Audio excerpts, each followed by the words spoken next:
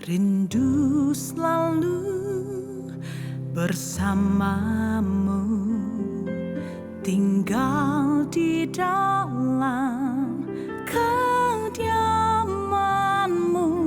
Oh Tuhan, sebab ku sukai hadirat-Mu. Tak ingin ku terpisahkan dekat denganmu. Itu yang ku rindukan, sebab ku dapati kedamaian. Ku nikmati keindahan dan keagungan-Mu, oh Tuhan. Ku nikmati kemuliaan-Mu, menyembah-Mu dengan segenap. Ku nikmati keindahan dan keagungan-Mu, oh Tuhan. Ku nikmati kemuliaan-Mu, menyembah-Mu dengan segenap hatiku.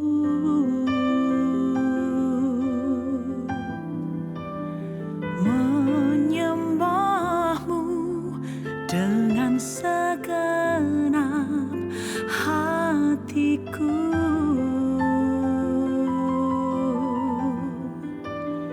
Menyembah-Mu dengan segenap hatiku.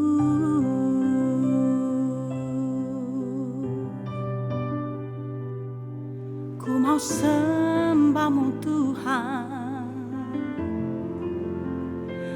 dengan segenap hatiku, segenap jiwaku, segenap kekuatanku. Oh, ku mau sembah-Mu Tuhan seluruh hidupku. Inilah rinduku Tuhan, inilah hasratku.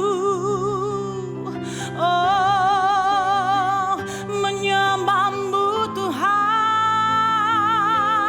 Oh, Engkaulah dambaan hatiku, hasratku, rinduku.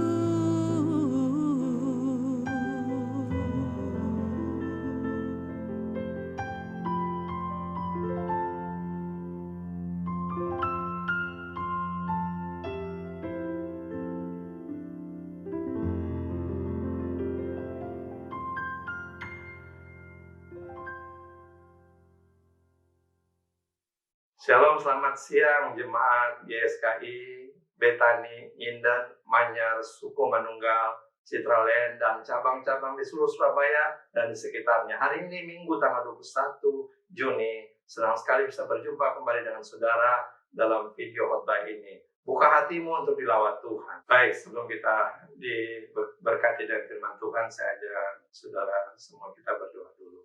Bapak yang baik, kami membutuhkan urapan-Mu. Kami butuh Engkau hadir, Engkau singkapkan firman-Mu, celikan mata telinga rohani kami, berbicara kepada kami semua, sehingga kami mengerti dan digerakkan untuk menjadi pelaku firman. Datanglah kerajaan menjadi kehendak-Mu dalam pemberitaan firman dalam nama Yesus. Haleluya. Amin. Kekasih Kristus, kita langsung membuka Alkitab kita dari Mazmur pasal 37. Saya baca mulai ayat kelima. Serahkanlah hidupmu kepada Tuhan dan percayalah kepadanya, dan Ia akan bertindak. Ia akan memunculkan kebenaranmu seperti terang dan hakmu seperti siang. Berdiam dirilah di hadapan Tuhan dan nantikanlah Dia. Jangan marah karena orang yang berhasil dalam hidupnya, karena orang yang melakukan tipu daya. Berhentilah marah dan tinggalkanlah panas hati itu. Jangan marah, itu hanya membawa kepada kejahatan. Sebab orang-orang yang berbuat jahat akan dilenyapkan, tetapi orang-orang yang menanti-nantikan Tuhan akan mewarisi negeri. Haleluya. Saya percaya kita masuk golongan orang yang percaya dan menanti-nantikan Tuhan. Dalam ayat-ayat ini saya melihat bahwa kesuksesan kita bisa terjadi jika Allah bertindak. Saya ulangi, jika Allah bertindak. Sia-sia kita bekerja kalau Tuhan tidak campur tangan dan bertindak. Kalau Allah bertindak, yang pertama Dia munculkan kebenaran kita seperti terang. Baru yang kedua, hak kita seperti siang. Hak diberkati, hak disembuhkan, hak diurapi, hak dipromosikan, hak dilindungi, dan begitu banyak hak berdasarkan janji Dia. Tapi ingat, Dia ingin menjadikan kita dibenarkan, dimunculkan kebenaran seperti terang. Apa yang harus kita lakukan supaya Allah bertindak? Dalam ayat-ayat ini hanya 3 hal, sangat sederhana. Yang pertama, serahkanlah hidupmu kepada Tuhan. Yang kedua, percayalah kepadanya. Yang ketiga, berdiam diri di hadapan Tuhan. Berdiam dirilah di hadapan Tuhan dan nantikan Dia. Serahkan hidup, percaya, berdiam diri. Saya mulai dari yang pertama. Serahkanlah hidupmu kepada Tuhan. Tuhan bukan minta kita serahkan persoalan hidup kita, tapi tidak serahkan hidup kita. Bukan. Sia-sia kita berdoa, menyerahkan persoalan hidup kita, tapi tanpa menyerahkan hidup kita pada Tuhan. Dan bukan hanya sampai percaya saja. Tapi kalau kita serahkan hidup kita, artinya kita sadar 100% hidup kita milik Tuhan.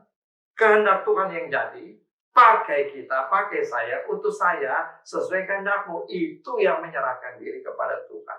Kedua, percayalah kepadanya. Bukan percaya kepada manusia, bukan percaya pada keadaan, tapi percaya kepada tuntunan rancangan Tuhan. 100% orang Kristen di dunia ini percaya Tuhan. Tapi apakah mereka percaya pada rancangan dan tuntunan Tuhan? Yang ketiga, berdiam dirilah di hadapan Tuhan dan nantikanlah Dia. Tapi ada syarat, dengan tanpa marah, tanpa dengki, iri. Karena jangan marah karena orang berbuat jahat. Orang susah karena jahat. Jangan marah, jangan iri, jangan dengki. Sia-sia kita berdoa berdiam diri kalau masih menyimpan dendam, marah kepada suami, kepada istri, kepada tetangga, kepada mertua, kepada menantu, kepada hamba-hamba Tuhan. Doamu tidak akan didengar. Berdiam diri juga gunanya untuk Tuhan bentuk kita, agar kita dimunculkan kebenaran kita, menjadi orang yang dibenarkan. Baru di situ Tuhan beritahukan rancangannya, visi yang besar kepada kita. Tuhan bertindak di situ, memunculkan kebenaran dan hak kita seperti siang. Apa dan contoh bagaimana Tuhan membentuk seseorang? Ketika Tuhan membentuk dengan ujian. Contoh yang paling konkret, Daud. Daud dipercayakan menjadi raja, tapi dia diuji. Dia uji. Saya baca dulu Kisah Rasul 13 ayat 36. Sebab Daud melakukan kehendak Allah pada zamannya. Daud mengerti kehendak Allah pada zamannya. Setiap zaman, momentum, periode, ada ujian dalam kehidupan Daud. Tuhan memakai Isai, ayah Daud. Tuhan memakai singa beruang, Nabi Samuel, Raja Saul, Eliab kakak Daud, Goliat untuk menguji Daud. Sering kita berdoa, Tuhan kenapa Engkau tidak jawab doaku? Sudahkah kita mau dibenarkan? Bagaimana kita dibenarkan? Supaya Tuhan percayakan hak kita, diberkati, disembuhkan. Hanya satu cara, diuji. Pantas layakkah kita mendapatkan semua itu? Nah, saya lihat pertama periode Daud di rumah orang tuanya bernama Isai. Isai menyuruh dia mengembalakan kambing domba yang cuma 3 ekor. Ingat, profesi mengembalakan kambing domba di zaman itu di Timur Tengah, profesi yang sangat hina di mata manusia, tapi tidak di mata Tuhan. Daud tetap menjalankan. Dan Tuhan uji. Apakah pekerjaan yang hina di mata manusia ini dia tahan uji? Tuhan kirim beruang untuk makan dombanya. Tuhan kirim singa. Karena dia benar-benar bertanggung jawab. Dari bertanggung jawab, dia mempertahankan kawanan kambing dombanya. Tuhan berikan kekuatan ekstra. Dia bisa kalahkan beruang, dia bisa merobek mulut singa. Itu. Kenapa kita lemah, tidak punya kekuatan? Karena kita tidak tahan uji.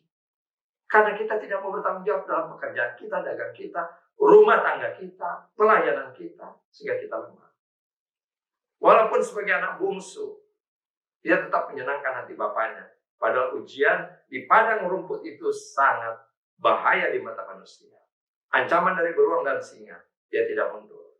Setelah Daud diurapi menjadi raja oleh Nabi Samuel, karena Raja Saul sudah tidak berkenan di mata Tuhan, Samuel datang ke rumah Isai, ayah Daud. Isai tidak memperhitungkan Daud. Dia munculkan anak pertama bernama Eliab. Samuel dibilangin sama Tuhan bilang bukan dia. Anak kedua juga bukan. Anak ketiga, keempat, kelima bukan. Akhirnya Samuel tanya pada Isai, sudah semua kayaknya anakmu? Baru Isai sadar. Ada anak yang aku tidak perhitungkan di padang rumput, mengembalakan kambing domba. Samuel katakan, cepat ambil dia dan diurapi jadi raja. Setelah diurapi untuk jadi raja, tidak serta-merta naik tahta, ada ujian. Ujiannya, Saul masih ada di atas tahta. Saul suka kerasukan setan. Daud dipanggil karena dia ahli main kecapi untuk menghibur Saul lagi sedang kerasukan itu. Dengan permainan kecapi yang piawai dan indah, Saul bisa tenang, lepas dari kerasukan. Itu ujian. Kemudian diintimidasi oleh Eliab. Ini ujian. Isai suruh membawa Daud ke medan perang karena kakaknya yang tertua Eliab dan kakaknya kedua ada di sana sebagai prajurit. Dia bawa makanan. Kalau zaman sekarang bawa rantang. Sampai di sana Eliab bukan berterima kasih, tapi Eliab menghina Daud. Apa kata Eliab? Engkau taruh di mana kambing domba yang 3 ekor itu? Andai kata Daud tersinggung di medan perang itu, sudah lain cerita. Dan dikabarkan sampai ke Raja Saul bahwa ada anak yang berani duel dengan Goliat. Saul panggil anak itu. Saul lihat ini nggak mungkin. Saul katakan, intimidasi dari Saul, orang pertama Israel. Engkau tidak mungkin kalahkan dia. Karena dia sejak mudanya sudah jadi prajurit, sekarang dia panglima perang. Tubuhnya besar, raksasa. Mana mungkin engkau anak-anak yang masih imut-imut bisa kalahkan dia. Tapi apa jawab Daud? Singa dan beruang aku pernah kalahkan. Orang yang tidak bersunat itu yang mencaci maki Allah dan barisan Allah akan sama seperti binatang itu. Saul bingung dan diizinkan. Sampai di medan tempur, arena tempur. Goliat kaget lihat anak kecil yang maju. Bawa umpan, batu, dan tongkat. Goliat menghina. Anjing ke aku sehingga kau datang bawa pentungan seperti itu? Dan Goliat tertawa terbahak-bahak. Apa yang terjadi? Orang yang sungguh-sungguh mau membela panji Tuhan. Orang yang sungguh-sungguh lulus ujian. Tuhan berikan urapan yang luar biasa. Sekali dia lontarkan batu, kena di tulang yang paling keras dalam tubuh manusia, tulang dahi, tembus, kena di otak Brandon. Mati raksasa itu. Kemenangan besar terjadi bagi bangsa Israel. Orang Filistin kalah total. Tapi tidak serta-merta Daud yang akan menjadi raja. Ada ujian lagi. Saul membohongi. Engkau boleh nikah dengan anak perempuanku bernama Merab. Daud sudah senang sekali. Ternyata Merab dikasih kepada Adriel orang Mehola. Dia tidak kecewa. Dia tidak katakan raja kayak apa ini. Mempermainkan aku, membohongi aku. Tidak. Kemudian Saul panggil lagi Daud, engkau boleh menikah dengan anakku yang perempuan yang lain lagi. Ini bernama Mikal. Tapi dengan syarat kasih mas kawin tidak usah berupa harta benda. Engkau bawa 100 kulit katan orang Filistin. Engkau harus sunat 100 pemuda orang Filistin. Bawa potongan sunat itu kemari. Ini kan jebakan untuk membunuh Daud di negeri orang Filistin. Dia harus kalahkan 100. Diberikan jangka waktu. Apa yang terjadi? Sebelum sampai jangka waktu, Daud membawa 200 kulit katan orang Filistin. Daud adalah pribadi yang melampaui target. Targetnya 100, dia bawa 200. Targetnya misalnya 2 minggu, dia selesaikan 1 minggu. Apakah saudara lulus ujian dalam tempat pekerjaanmu? Bersungut-sungut. Kan ini proyek impossible. Mana mungkin ke negeri orang Kristen enak aja sunat mereka. Dan bawa, pada zaman itu mereka belum bersunat. Daud berani. Mau, tulus. Dia lulus ujian. Dari intimidasi itu membuat takut. Akhirnya dia muncul jadi emas. Saya mau kasih tahu sama saudara. Saudara, kita semua percaya Tuhan. Haleluya. Tapi apa engkau dipercayai Tuhan? Siapa orang yang dipercayai Tuhan? Itu orang yang dibentuk melalui ujian. COVID-19 ini adalah ujian. Ujian bagi gembala, ujian bagi majelis, ujian bagi jemaat. Saya tidak usah menyindir banyak pendeta yang melarikan diri. Ini adalah ujian. Berhenti bersungut-sungut. Tidak usah saling menyalahkan. Ada maksud Tuhan di sini. Nah, kita melihat bahwa Daud membiarkan Saul hidup 2 kali. Karena dia harus lari mau dibunuh sama Raja Saul. 2 kali Saul lemparkan tombak, tapi meleset. Sampai dia lari di padang gurun, dia lari ke negeri orang Filistin. Dikejar oleh Saul dengan seluruh pasukannya untuk dibunuh. Ada 2 kesempatan dia bisa membunuh Saul. Yaitu dalam gua ketika Saul membuang kanda hajar. Dia gunting ujung jubahnya. Yang kedua, Saul sedang tidur. Dia ambil tumbak dan kendinya. Dia ingin buktikan, aku tidak seperti fitnahan orang. Aku tidak bermaksud membunuh Raja Israel. Ini buktinya. Hanya Saul menangis. Dia muncul, Daud muncul seperti terang. Kita baca baik-baik di sini. Kalau Allah bertindak, apa yang terjadi? Serahkanlah hidupmu pada Tuhan dan percayalah kepadanya. Ia akan bertindak. Apa tindakannya? Akan memunculkan kebenaranmu seperti terang. Terang. Kebenaran. Dan hakmu seperti siang. Hak untuk diberkati, diurapi, dan segala seperti yang saya katakan tadi. Tapi jangan marah, jangan dengki. Marah dengki itu adalah kegelapan. Tuhan mau munculkan kebenaranmu. Jadi sangat jelas dalam firman ini, ada perbedaan yang sangat-sangat mencolok, perbedaan yang luar biasa, antara percaya kepada Tuhan dan menyerahkan hidup kepada Tuhan. Percaya kepada Tuhan, 100% orang Kristen di dunia ini percaya. Tapi apakah kita menyerahkan hidup dan percaya untuk Tuhan bentuk kita dalam ujian, sehingga dia munculkan kita, kebenaran kita, dikatakan dia bertindak memunculkan kebenaran seperti terang, dan hak kita diberkati seperti siang. Saya kasih contoh ilustrasi yang klasik kuno. Ada seorang akrobatik, dia memasang tali tembaga, kawat tembaga dari ujung ke ujung, di bawahnya air terjun Niagara. Dengan tongkat keseimbangan dia berjalan dari sisi sini ke sana, kemudian balik lagi dengan selamat. Penonton hiruk-pikuk, tepuk tangan, kagum. Kemudian dia bertanya kepada semua penonton, percayakah saudara saya bisa ke sana dan kembali lagi dengan selamat? Semua menjawab, Pak, kami percaya. Nah, kalau kamu percaya, siapa yang mau ikut di pundak saya untuk saya bawa ke sana dan kembali? Tidak ada orang yang mau ikut. Tiba-tiba sunyi. Dan ada seorang anak kecil dalam kesunyian itu mengangkat tangan, saya bersedia. Akhirnya anak itu dipanggul di atas pundaknya, dibawa ke ujung sana, kembali lagi kemari, dan orang kagum tepuk tangan.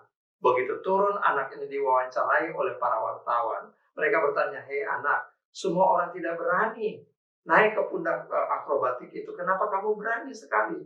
Apa jawab anak itu? Pemain akrobat itu papa saya. Nah ini dia. Kalau kita mengaku Allah itu Bapa kita, kenapa kita tidak menyerahkan diri kita untuk dibentuk melalui ujian, sehingga kita muncul sebagai kebenaran, maka hak kita akan dipenuhi. Atau kita hanya percaya saja seperti penonton yang banyak itu. Pilih hari ini, mau jadi penonton atau menjadi anak Bapa yang mempercayakan hidupnya kepada Tuhan. Mari kita berdoa. Bapa yang baik, kami bersyukur Engkau terangi hati kami, pikiran kami melalui kebenaran firman-Mu. Ampuni jika selama ini kami hanya percaya dan tidak mempercayakan hidup kami kepadamu, sehingga Engkau tidak bertindak memunculkan kebenaran kami seperti siang, apalagi hak-hak kami seperti terang. Tuhan, meteraikan firman ini, urapi setiap kami, sehingga kami dimampukan jadi pelaku firman, pribadi yang sungguh-sungguh bukan hanya percaya, tapi Engkau percaya kepada setiap kami, karena kami lulus setiap ujian. Berkati setiap pemirsa ini, setiap kekasih Kristus yang menonton program khotbah ini, Engkau berkati, jauhkan mereka dari terkena wabah virus corona.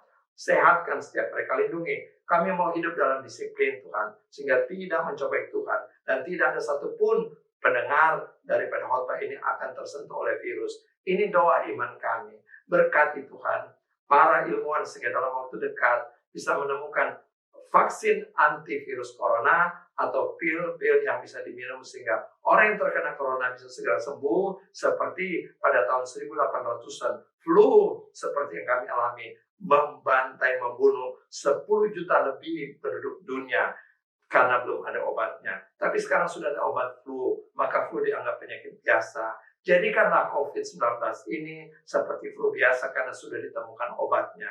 Ini doa harapan permohonan kami, dan kami percaya Engkau akan bertindak pulihkan bumi ini, dunia ini, terutama Indonesia. Dalam nama Yesus kami berdoa dan bersyukur. Haleluya. Amin. Sampai jumpa pada waktu berikut. Doa saya menyertai saudara. Shalom.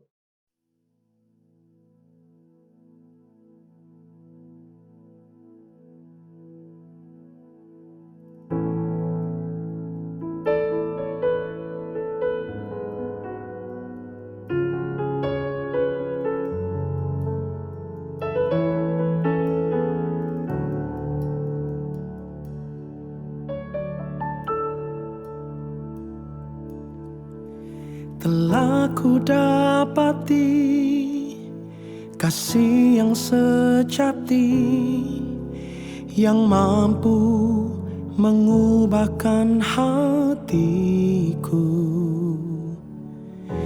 Kasih yang kau beri jauh melebihi segalanya di dalam hidupku. Ku berikan semua yang berharga, semua yang mulia, semua yang terbaik dari hidupku. Hanyalah bagimu, hanyalah untukmu, hanyalah bagi kemuliaanmu.